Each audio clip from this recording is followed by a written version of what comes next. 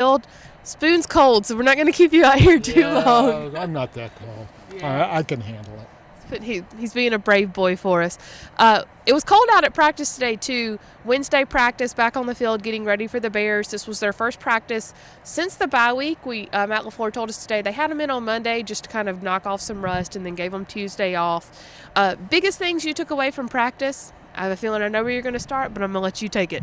Well, I guess the biggest news was that Jaire Alexander began practicing. I guess I put air quotes around it. Yeah.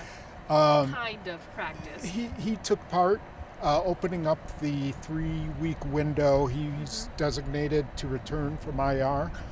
But before you get too excited about it, he didn't do very much. And my understanding is it's really just a chance to see whether his shoulder responds to physical activity, and if it doesn't, then they will shut him down for the year. So it's not an automatic that they'll return, but they felt that he was at a point where, hey, let's try some football stuff. He's far along in the rehabilitation, and that's what they're going to do. And so it'll be a slow process. They'll use the whole 3 weeks.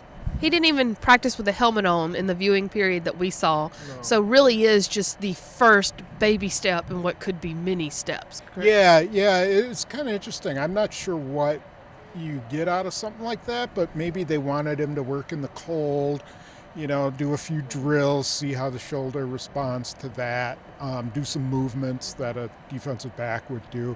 But I don't think he took part in any of the 11-on-11s or anything like that.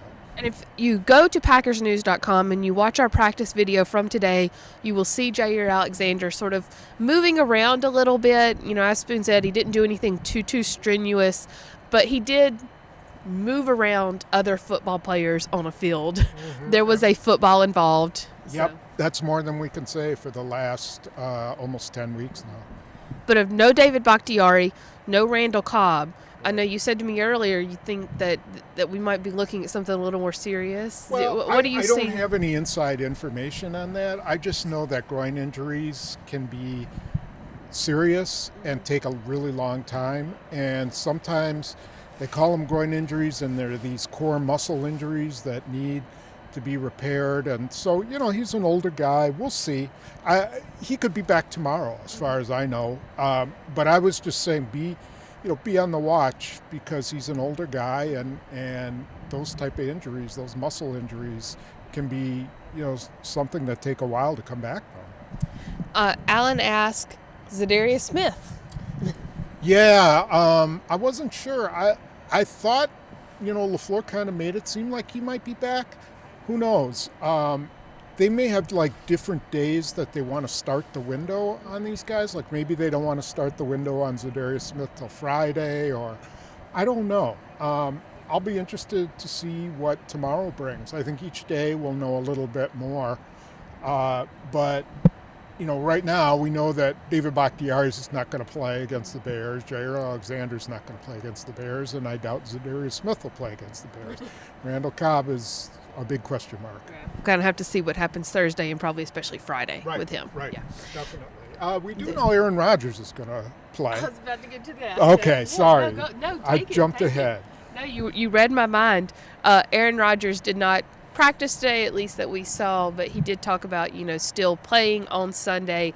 The quarterback situation is, I don't know, what word would you use for it? Because you still have Aaron Rodgers. He's your starter, but it's a little strenuous, maybe? I mean, you had Kurt Benkert out there taking all of the first team reps at practice. I think it's absolutely fine. As long as Aaron Rodgers can play on Sunday, then I don't care if, you have Billy Douglas, and you won't know who that is, but some of our older fans will, throwing, he's an old Chicago Bears left-handed quarterback.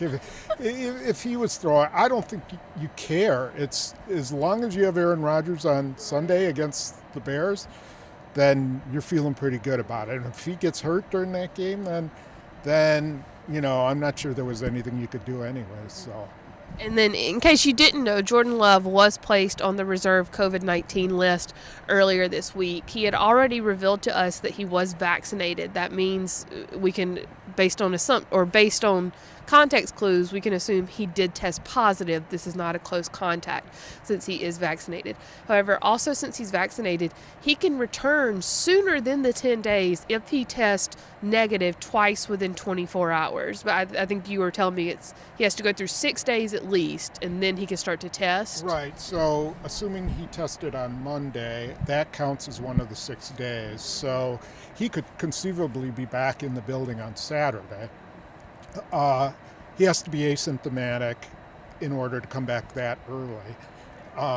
Otherwise, yeah, he could be ready for Sunday.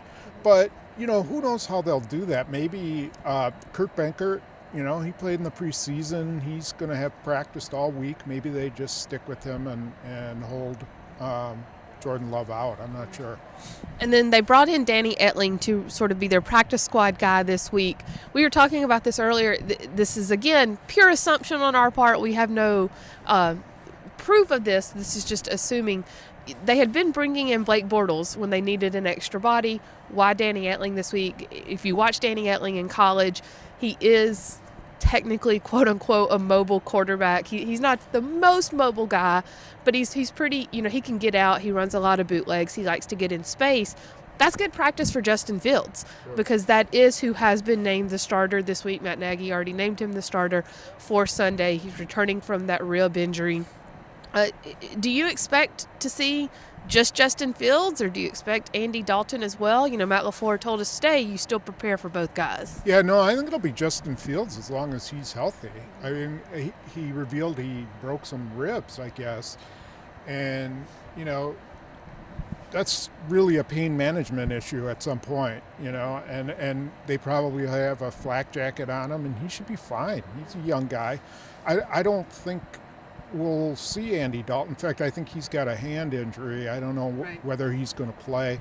Nick Foles, he might be there. I think we'll see Justin Fields. And then Matthew asked, will we see Amari Rodgers play more snaps on offense? If Randall Cobb's out, possibly.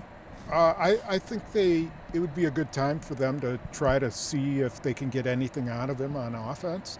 They're not getting much on special teams, so they need to find out a little bit about him, and this would be a good game to do it. That could actually be an interesting development to see who is out there because they used Randall Cobb in place of Amari Rodgers in the last game on special teams. So if Randall Cobb can't play, does Amari Rodgers get that job back? I would bet they go with him, on the returns, and if it's a disaster, they'll have another option. I mean, they may pull you or me out. Yeah, Malik Taylor returned to practice, so I think he'll probably be doing kickoffs, and then they just have to figure out punts. Steve asked, when looking at the number 1 seed, who has the easiest path? It's close. I